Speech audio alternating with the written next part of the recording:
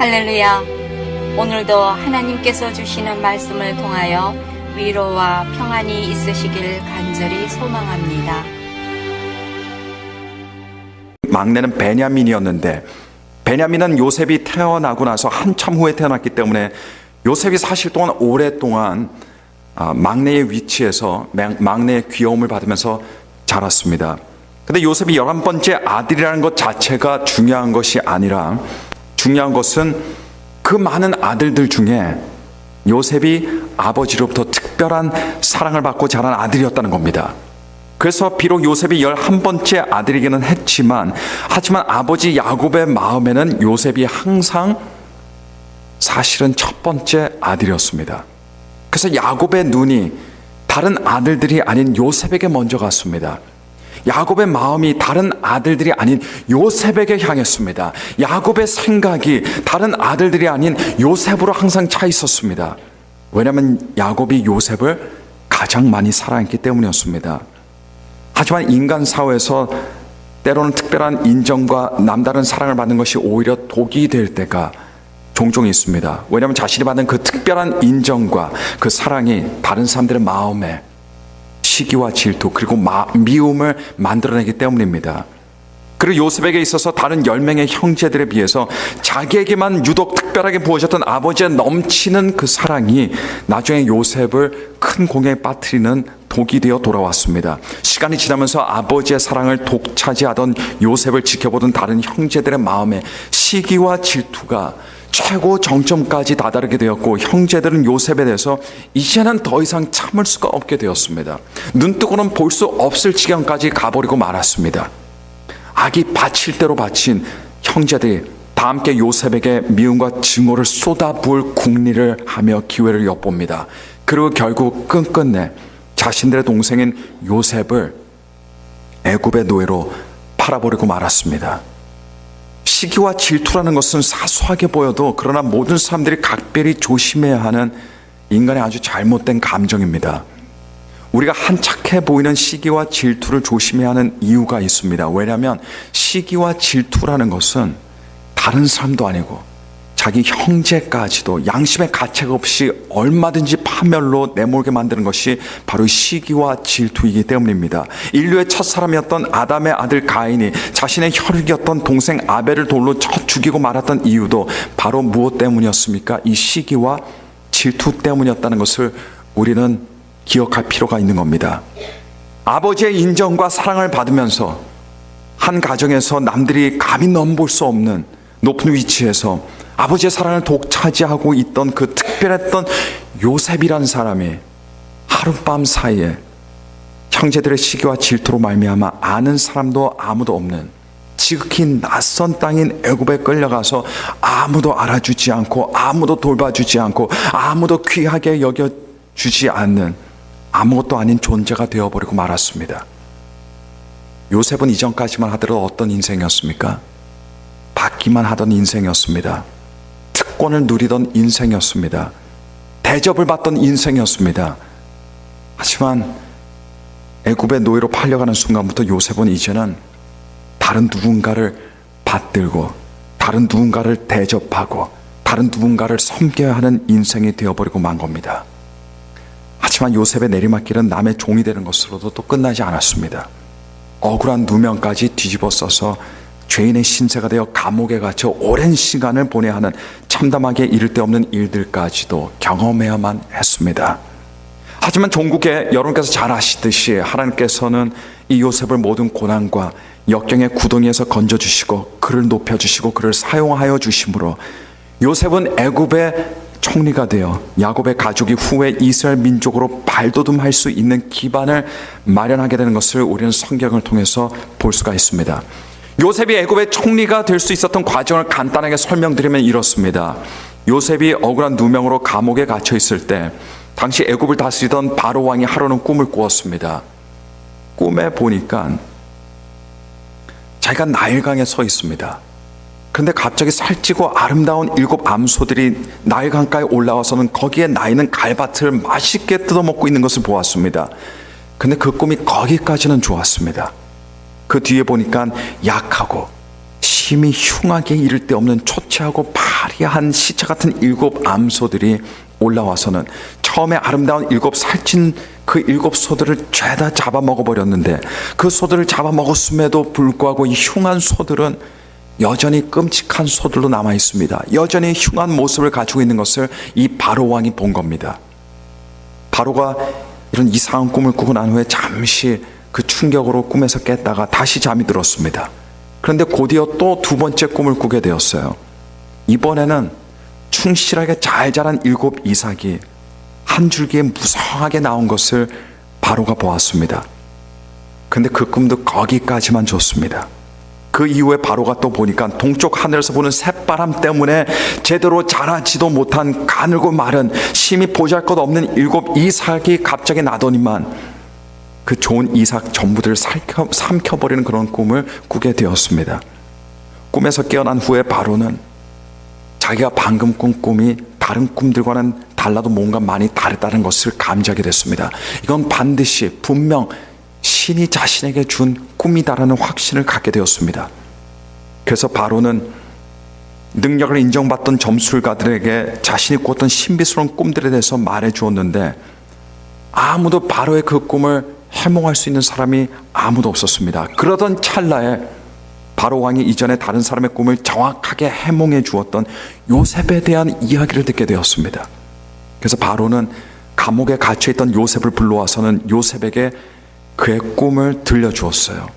그랬더니 그 자리에서 하나님께서 요셉의 마음을 감동시켜 주심에 꿈을 듣자마자 그 즉시로 꿈을 풀어 설명하게 되었습니다. 하나님께서 바로에게 주셨던 꿈의 해몽은 이렇습니다. 바로의 꿈은 장래의 애굽의 일과 관련되어 있었는데, 7 좋은 암소들과 7개 충실하게 자란 이삭들은 앞으로 오게 될 7 해들을 상징합니다.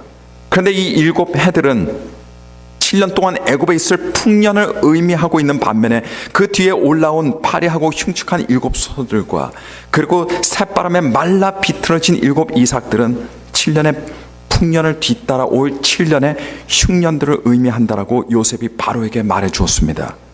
한마디로 요셉이 바로 왕에게 들려준 이야기는 앞으로 7년 동안의 풍년이 있을 것이지만, 그러나 그 뒤에 애굽에는 극심한 7년의 흉년이 뒤따를 것이라는 이런 이야기였습니다. 바로 왕이 그 해몽을 듣자마자 무릎을 치면서 요셉의 해몽에 크게 감탄합니다. 그런데 당시 애굽의 국무총리는 해몽만 잘하면 올라갈 수 있는 그런 자리가 아니었습니다. 왜냐하면 총리 자리는 나라를 운영하는 그런 자리였기 때문이었습니다. 그래서 요셉이 애굽의 국무총리가 될 수 있었던 이유는 단지 꿈을 잘 해몽했기 때문이 아니라 바로에게 들려준, 그 다음에 들려준 흉년을 대비하기 위한 미래의 방비책 때문이었습니다. 바로의 꿈을 해몽하고 나서 요셉이 바로에게 말했습니다. 지혜가 탁월한 사람을 택하여 총리가 되게 하고, 그 다음에는 나라 안에 흉년을 대비할 수 있도록 감독관들을 세운 후에 먼저 애굽에 오게 될 7년의 풍년 동안 매년 수확한 곡물 중 5분의 1을 따로 거두어서 각 성읍에 저장하게 하여 그 저장했던 곡물들로 그 다음에 따라올 극심한 7년의 흉년을 대비를 한다고만 한다면, 애굽이 7년 동안에 아무리 극심한 흉년이 온다 해도 애굽이 무탈하게 건재할 수 있을 것이라고 이렇게 말한 겁니다. 꿈 해몽에 능력이 있을 뿐 아니라 국가의 존폐가 달려있는 중요한 미래의 사안에 대한 정확한 해답을 내놓는 것을 보니 애굽의 총리 자리에 요셉만한 사람이 없다는 것을 바로뿐 아니라 주변에 있던 모든 신하들이 인정 안 할 수가 없었던 겁니다. 그래서 그렇게 요셉이 애굽의 총리가 될 수 있었습니다. 여러분 당시 고대 사회에서 전쟁보다 더 무서운 것이 있었습니다. 그것은 바로 기근이었습니다. 전쟁보다도 더 많은 사람들을 비탄에 빠뜨리게 하는 것이 바로 기근이었습니다. 한 나라를 망하게 할 수 있는 것도 기근이었습니다. 한때 중앙 아메리카의 멕시코 남동부의 과테말라와 유카탄 반도 지역으로 굉장히 휘황찬란한 문명이 하나 있었습니다. 굉장히 크게 급속도로 번영하던 문명이었습니다. 소위 우리가 말하는 마야 문명입니다. 그런데 이 마야 문명을 이 땅에서 완전히 사라지게 했던 것이 무엇이냐? 그건 바로 기근이었습니다. 마야 문명에 극심한 기근이 왔을 때 사회, 종교, 정치 등 모든 분야의 사람들이 혼란에 빠졌습니다. 당시 마야 사람들은 그들에게 찾아온 흉년이 분명히 신이 노여워했기 때문에 찾아온 것이라고 믿었기 때문에 살아있는 산 사람들을 제물로 바치는 잔인한 일들도 스스로 많이 자행했습니다. 그래도 안 되니까 나중에는 어떤 일까지 했냐면 당시 종교 지도자였던 제사장의 집으로 쳐들어가서 제사장뿐만 아니라 제사장의 온 가족들을 다 잡아다가 잔인하게 몰살시키는 일까지 벌였던 그런 고고학적인 발견도 있었다고 합니다. 고대 사회에서 기근은 보통 심각한 사안이 아니었습니다. 나라의 근간을 흔들어 놓을 수 있는 것이 바로 이 기근이었습니다. 그러니 당시 기근의 문제를 해결할 수 있는 사람이 총리가 되는 것은 누가 봐도 당연한 일처럼 여겨지던 그런 때였습니다. 오늘날 현대 시대에 사는 우리들에게는 사실 별 감동도 감흥도 일으키지 않지만 우리가 읽었던 본문 중에 여러분 54절을 보시길 바랍니다. 만약 여러분께서 지금 성경을 가지고 계시면 54절을 한번 봐주시길 바랍니다. 이 54절은요, 그 당시에 굉장히 대단한 의미를 가지고 있던 절이었습니다. 획기적인 절이었어요. 54절을 보시면 이렇게 기록하고 있습니다. 요셉의 말과 같이 7해 흉년이 들기 시작하매 각국에는 기근이 있으나 애굽 온 땅에는 먹을 것이 있더니. 주변에 어떤 민족이든 간에 어떤 족속이든 간에 극심한 7년의 흉년으로 양식이 바닥이 났고 사람들은 심한 굶주림의 괴로움을 당하고 있을 때에, 그러나 애굽에는 무엇이 있었다는 이야기예요? 먹을 것이 있었다라고 하는 그런 이야기입니다. 오늘날 우리 시대는 먹을 것이 널려 있습니다. 언제라도 어디에라도 먹을 것이 있습니다. 오늘날 사람들은 배고픔이 무엇인지 몰라요. 요즘은 오히려 건강을 위해서 그리고 보기 좋은 몸매를 만들기 위해서 먹을 것이 넘치게 있지만 오히려 악을 쓰면서 먹지를 않는 사회가 지금 우리가 살아가는 사회입니다. 오히려 너무 많이 먹어서 사람들이 병들어가는 사회가 바로 지금 이 사회입니다. 우리나라 6.25 전쟁을 겪어본 분들은 아마 배고픈 것이 무엇인지 다들 잘 아시리라 생각이 듭니다. 저는 6.25를 지내보지 않았지만 6.25를 겪은 부모님이 계셨기 때문에 제 주변에 그리고 많은 어른분들이 그런 시대를 겪으셨던 분들이셨기 때문에 간접적으로라도 그분들을 통해서 배고픔이 어떤 것일까 한번 생각해보는 그런 기회들을 많이 가졌었습니다. 그리고 그분들의 가르침과 태도를 통해서 배고픈 것이 얼마나 불쌍하고 괴로운 것인지 대충 짐작은 할 수가 있습니다. 제가 어릴 때 어른분들은 음식을 남기지 말라라고 이렇게 가르치셨어요. 엄하게 가르치셨습니다. 그리고 밥을 남기는 것을 뭐로 여기셨냐면 마치 큰 죄처럼 그렇게 간주를 하셨습니다. 다른 것 가지고 다 장난쳐도 돼요.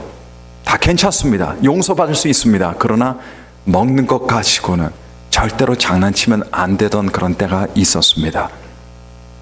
6.25 세대 분들이 그런 말씀을 하셨던 이유는 뭐냐면 그분들이 배고픔이라는 것을 겪어보셨기 때문입니다.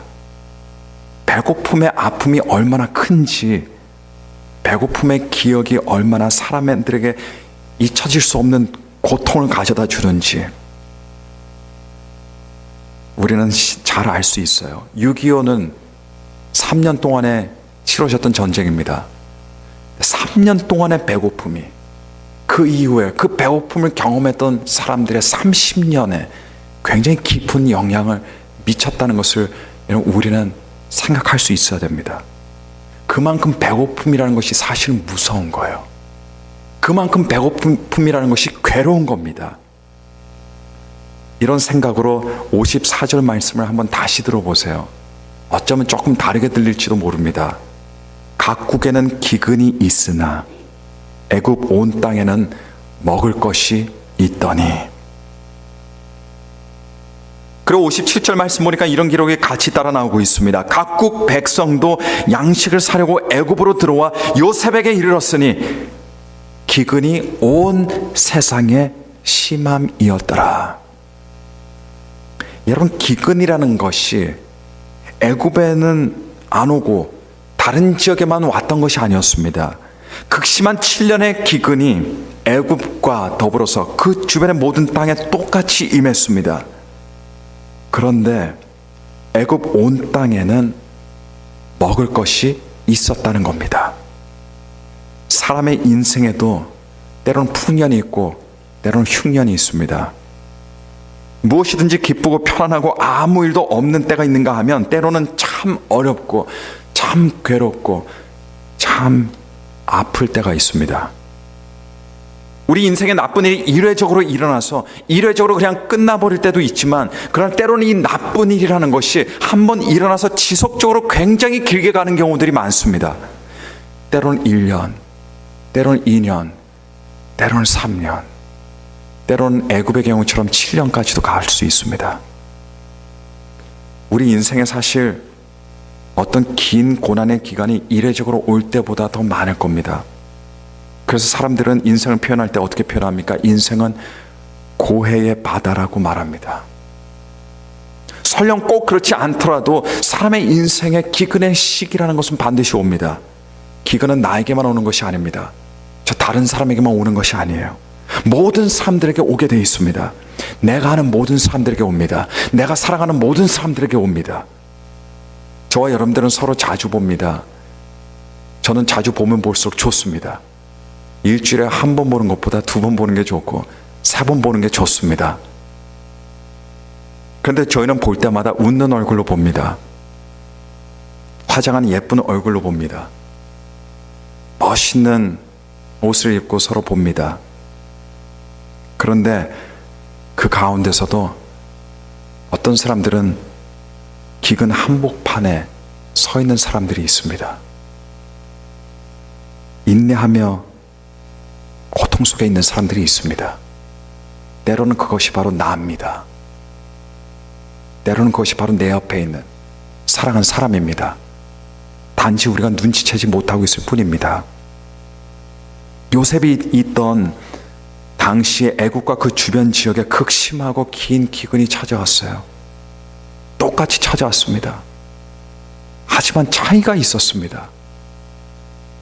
그 차이가 어떤 차이였냐면, 기근이 왔을 때 먹을 것이 있는 곳이 있었던 곳이 있었던가 하면 반대로 먹을 곳이 없었던 곳이 있었다는 겁니다. 그게 차이였어요. 사람들의 인생에 기근이 찾아올 때 기근은 다 똑같이 찾아옵니다. 동일하게 찾아옵니다. 하지만 어떤 사람들은 그 기근 때문에 마음의 땅이 마르고 갈라지고 양식이 떨어져서 마치 바로 왕의 꿈에 나타난 마르고 흉측한 소의 모습처럼 그렇게 되어버리고 맙니다. 심히 낙심합니다. 심히 좌절합니다. 절망합니다. 그러나 어떤 사람들은 인생에 극심한 기근이 왔을 때라도 그 사람의 마음이 마르지를 않습니다. 기근이 왔다 하더라도 그 사람의 마음에 곡식이 떨어지지 않습니다. 양식이 떨어지지 않습니다. 마실 물이 떨어지지 않습니다. 그래서 어떡하냐? 기간 가운데서도 다른 사람들에게 나누어 줄 것이 있습니다. 어려운 일이 없고 별일이 없을 때 사람들은 다 아름다워 보입니다. 다 예쁘게 보여요. 다 선하게 보입니다. 하지만 어려움이 있을 때, 힘든 일이 찾아올 때, 인생의 고난의 바람이 닥칠 때, 그때는 다릅니다. 그때 모습들은 달라집니다. 그 사람의 마음의 깊이에 따라서 어떤 사람들은 금방 믿음의 바닥이 그냥 드러나 버리고 맙니다. 예수님께서 말씀해 주셨던 비유들 중에 토양의 비유가 있어요. 씨 뿌리는 자의 비유라고도 합니다. 토양에는 4가지 종류의 토양들이 있습니다. 그 중에 하나가 돌밭이에요. 이 돌밭에 씨가 뿌려졌을 때 씨가 깊이 들어가질 못합니다. 보통 때는 별 문제 없어요. 하지만 환란이나 핍박의 햇볕이 강하게 내려질 때에는 다릅니다. 그 씨는 금방 말라버리고 맙니다. 하나님의 사람들에게도 기근이 찾아오는데, 하지만 평소에 하나님의 말씀과 하나님의 은혜가 마음 깊은 곳까지 깊이 저장되어 있는 사람의 마음에는 환경의 기근이 온다 해도 그 마음이 메마르지 않습니다. 그 심령이 메마르지 않습니다. 그 영혼이 메마르지 않습니다. 언제나 양식이 있습니다. 언제나 물이 있습니다. 그래서 그 양식과 그 물로 무엇을 합니까? 자기의 신앙생활을 계속해서 똑같이 유지할 수 있는 겁니다. 기근이 왔을 때 살아남을 수 있는 방법은 한 가지예요. 어떤 대단한 일을 하는 것이 아닙니다. 기근이 왔을 때는 견디는 사람만이 그 가뭄을 이길 수 있습니다. 근데 무엇으로 견딥니까? 아무것도 없이 견딜 수는 없어요. 아무것도 없이 견딜 수 있는 사람은 이 세상에 아무도 없습니다. 자기 안에 깊은 곳까지 쌓아두었던 하나님의 말씀과 하나님의 은혜로 견디는 겁니다. 내 안에 하나님의 말씀이 바닥나고 하나님의 은혜가 바닥나면 그 다음에 벌어지는 일이 무엇이냐? 그 다음에 그 사람은 무너지게 되어 있습니다. 나락으로 떨어지게 되어 있습니다. 하지만 하나님의 말씀을 깊이 의지하는 사람, 하나님의 은혜로 깊이 채워져 있는 사람은 어려운 가운데서도 선한 영향력을 계속해서 미칩니다. 어려움의 기근 속에서도 아름다운 귀감이 됩니다. 신앙인들의 본이 되는 겁니다. 애굽에 흉년이 7년 동안 있었어요. 그런데 따지고 보면 요셉에게 있어서 그에게 찾아온 흉년은 7년이 아니었습니다. 훨씬 길었습니다.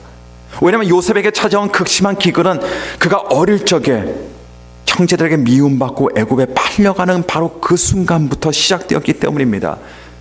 7년은 아무것도 아니었어요. 그에게는 20년이 넘는 기근이 있었습니다. 그 흉년이, 그 기근이 좀처럼 끝나질 않았어요. 굉장히 오래 갔습니다. 이러다가 내가 죽는 것인가 생각할 정도로 길었어요.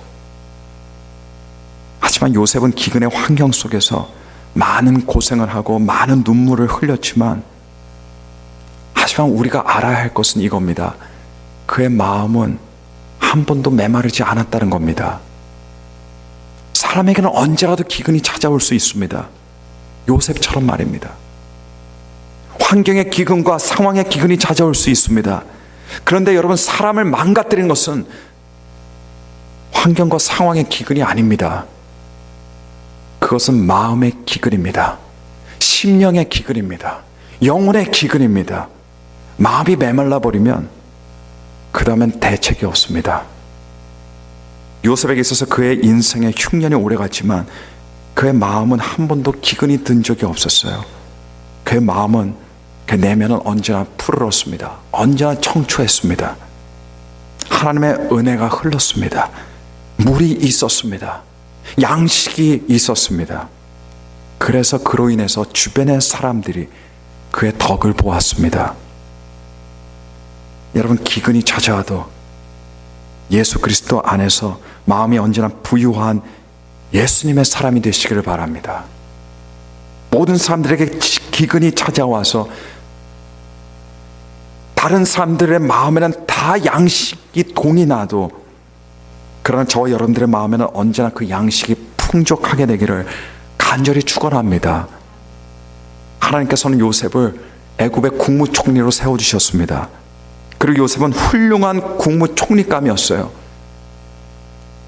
하지만 우리는 한 가지 잊어서는 안 될 것이 있어요. 그가 훌륭한 국무총리와 하나님의 귀한 일꾼으로 만들어졌던 때는 언제였냐면 그의 인생에 오랜 기근이 있을 때였습니다. 바로 그때였어요. 그가 아버지인 야곱 밑에서 풍년의 시간 속에서만 자랐다라고 했다면 요셉은 이기적이고 나약하고 형들을 화나게 만드는 방탕하고 자기 중심적인 스포일된 망쳐진 사람만 되었을 뿐이었을 겁니다. 하지만 하나님께서는 요셉을 애굽으로 보내셔서 그곳에서 무엇을 시키셨냐면 다른 사람의 종이 되게 하셨습니다. 그리고 한 발자국 더 나아가서 억울하게 감옥에 갇히도록 가시기도 하셨습니다. 그리고 요셉이 다른 사람을 섬기고 감옥에 갇혀있던 바로 그 기간 동안에 요셉은 하나님의 사람으로 거듭 태어나게 되었어요. 국무총리로서의 자질을 바로 그 기간 동안에 다 배우고 터득하게 되었던 겁니다. 낮은 곳에서 다른 사람들을 섬겨보지 못한 사람은 큰 그릇이 될 수가 없습니다. 기회가 있었든 없었든 상관없어요. 싫어서 안 섬겼든 창피해서 안 섬겼든 상관없어요. 안 섬겨본 사람들은 나중에 섬김을 받을 수가 없습니다. 큰 그릇이 될 수가 없어요. 그러나 요셉은 온 마음으로 다른 사람을 섬겨볼 수 있었던 기회가 있었습니다. 다른 곳이 아닌 힘들고 어려운 감옥 같은 곳에서 믿음의 꽃과 믿음의 열매를 내보지 못한 사람은 다른 곳에서도 다른 꽃이나 다른 열매를 맺기가 어렵습니다. 그런 사람도 큰 그릇이 될 수가 없는 겁니다. 요셉은 애굽의 국무총리가 되고 나서 그의 마음이 그제서야 하나님의 은혜의 물로 채워진 물된 동산이 된 것이 아니었어요. 그는 다른 사람의 종으로 있던 바로 그 낮은 자리에서 억울하게 감옥에 갇혀 있었을 바로 그때에 하나님의 은혜의 물을 계속 받았습니다. 하나님의 은혜의 물을 계속 저장하면서 이미 물된 동산으로 만들어졌다는 것을 여러분 기억하시길 바랍니다. 비록 물이 고여있는 웅덩이들, 여러분 딱 보기에는 다 비슷비슷하게 보여요. 다 그게 거기서 보입니다. 그렇지만 웅덩이라도 다 똑같은 웅덩이가 아니에요. 어떤 웅덩이는 깊습니다. 아무리 햇빛이 내리쬐도 그 물이 좀처럼 줄지 않고 언제나 시원합니다. 그러나 어떤 물이 발목까지만 올라올 정도로 굉장히 얕아요. 그런 얕은 물은 뜨거운 햇살에도 금방 증발이 되어버리고 맙니다. 금방 바닥이 드러나버리고 말고 금방 갈라지게 되어 있습니다. 여러분, 큰 대접의 물은 좀처럼 해서 끌어오르지 않습니다. 그러나 작은 대접의 물은 금방 쉽게 끌어올립니다. 작은 마음을 갖고 있는 사람은 금방 끌어오르게 될 수밖에 없습니다. 깊은 웅덩이 같은 사람들은 고난이 없던 사람들이 아닙니다.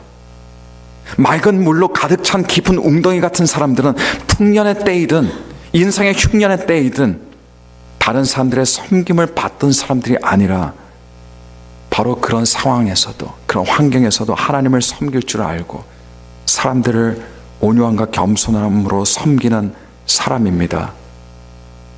그리고 고난과 어려움 가운데서도 그저 묵묵히 조용히 자신의 할 일을 하면서 꽃을 피우고 열매를 맺는 사람이라는 것을 믿으시길 바랍니다. 오늘 본문 말씀 54절 말씀 굉장히 중요한 말씀입니다. 각국에는 기근이 있으나 애굽 온 땅에는 먹을 것이 있더니, 이것을 한번 이렇게 바꿔서 읽어보시길 바라요. 다른 모든 사람들의 영혼에는 기근이 있으나 내 영혼에는, 내 마음에는 먹을 것이 풍족하더니. 이 말씀이 오늘날 살아가는 우리들에게 바로 이 말씀이 되어야 될 줄로 믿습니다. 금방 바닥이 드러나는 사람들이 되지 마시길 바랍니다.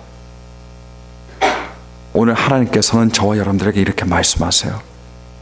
하나님의 말씀과 하나님의 은혜로 믿음의 뿌리를 깊이 내리라고 말합니다. 왜냐하면 그것이 언제나 영혼이 풍족할 수 있는, 풍년의 때이든 흉년의 때이든 영혼이 풍족할 수 있는 유일한 길이기 때문입니다. 우리 들은 말씀 생각하면서 함께 기도하시겠습니다. 기도하실 때